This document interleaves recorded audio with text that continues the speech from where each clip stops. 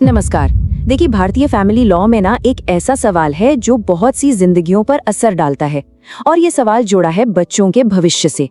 आज हम इसी की तह तक जाएंगे कि भाई अगर किसी वजह से माता पिता की शादी ही कानूनी ना हो तो फिर उनके बच्चों के क्या अधिकार होते हैं। तो चलिए इसी सीधे से सवाल से शुरू करते हैं जो असल में किसी भी परिवार के लिए बहुत मायने रखता है। सोचिए, अगर कानूनी तौर पर एक शादी को मान्यता ही नहीं मिली तो उस रिश्ते से जो बच्चे पैदा हुए उनका क्या होगा, उनका भविष्य कैसा होगा, हमारा कानून इस बारे में क्या कहता है। देखिए, इस सवाल का जवाब ना कानून की एक बहुत ही ह्यूमेन, एक मानवीय सोच में छिपा हुआ है। कानून इस पूरी सिचुएशन को बच्चों के नजरिए से देखता है, और वो सोच ये है कि माता पिता की किसी भी गलती या मान लीजिए किसी कानूनी चूक की सजा बच्चों को क्यों मिले, उन्हें नहीं मिलनी चाहिए। और बस यही एक सोच, यही एक विचार उस पूरी कानूनी सुरक्षा का आधार है जिसकी हम आज बात करने वाले हैं। अच्छा, अब इस कानूनी प्रोटेक्शन को ठीक से समझने के लिए ना हमें पहले ये जानना होगा कि एक शादी में कानूनी तौर पर प्रॉब्लम आ कहाँ सकती है, मतलब किस तरह की होती है। तो मोटे तौर पर अवैध विवाद दो तरह के होते हैं। तो जैसा मैंने कहा, ये दो तरह के होते हैं। पहला है शून्य विवाह, जिसे अंग्रेजी में वॉइड मैरिज कहते हैं। इसका मतलब है कि ये शादी शुरू से ही, मतलब फ्रॉम डे वन, कानून की नजर में अमान्य है। जैसे किसी ने पहले से शादीशुदा होते हुए दूसरी शादी कर ली तो वो शून्य विवाह है। अब दूसरा है शून्य योग्य विवाह, यानी वॉइडेबल मैरिज। इसमें क्या होता है कि शादी तब तक तो वैलिड मानी जाती है जब तक कि कोई अदालत में जाकर उसे रद्द न करवा दे। तो अब सवाल ये है कि इन दोनों ही सिचुएशंस में, चाहे शादी वॉइड हो या वॉइडेबल, कानून बच्चों को एक बहुत ही जरूरी अधिकार देता है। एक ऐसा अधिकार जो सीधे सीधे उनकी कानूनी पहचान और उनके सम्मान से जुड़ा है।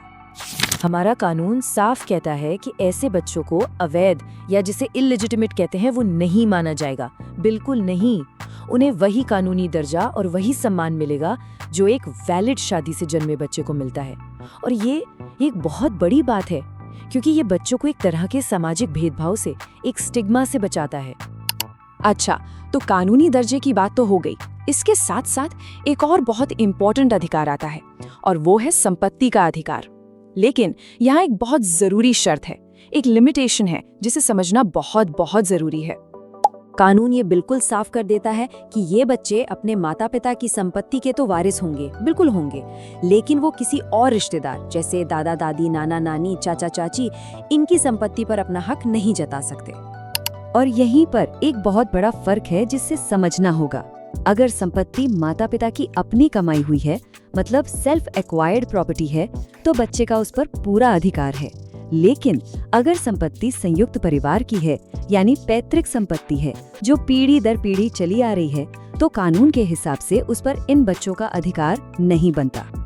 तो अब सवाल ये उठता है कि ये जो पूरी सुरक्षा है, ये प्रोटेक्शन है, ये आखिर किस कानून के तहत दी गई है, और इस पर हमारे देश की सुप्रीम कोर्ट क्या कहती है। चलिए ये भी देखते हैं। बच्चों को ये सारे अधिकार मिलते हैं हिंदू विवाह अधिनियम 1955 की धारा 16, यानी सेक्शन 16 के तहत। यही वो कानूनी प्रोविजन है जो उनकी लेजिटिमेसी और उनकी संपत्ति के अधिकारों को पक्का करता है, सुनिश्चित करता है। और इस मामले पर सुप्रीम कोर्ट का रुख भी बिल्कुल साफ है। 2011 का एक बहुत ही ऐतिहासिक मामला था जिसमें कोर्ट ने कहा था कि शादी वैध हो या अवैध, बच्चे को अवैध कहना न्याय संगत नहीं है। और ये भी कहा कि उस बच्चे को उसके माता पिता की संपत्ति में अधिकार मिलना ही चाहिए। तो ये बात इस कानून के महत्व को और भी ज्यादा बढ़ा देती है। तो इस पूरी चर्चा का निचोड़ क्या है, इसे 3 सीधी साधी बातों में समझ सकते हैं। पहली बात, अवैध या रद्द की गई शादी से जन्मे बच्चे पूरी तरह से वैध माने जाते हैं। दूसरी, उन्हें अपने माता पिता की अपनी निजी संपत्ति में पूरा हक मिलता है। और तीसरी, जो कि सबसे जरूरी बात है, ये अधिकार पैतृक संपत्ति यानी एंसेस्ट्रल प्रॉपर्टी पर लागू नहीं होता। और आखिर में एक सवाल सोचने के लिए छोड़ जाते हैं कि ये जो कानून है, ये एक तरफ तो बच्चों के अधिकारों की रक्षा करता है, और दूसरी तरफ संयुक्त परिवार की संपत्ति से जुड़ी जो पारंपरिक व्यवस्था है, क्या इन दोनों के बीच एक सही बैलेंस, एक सही संतुलन बना पाता है।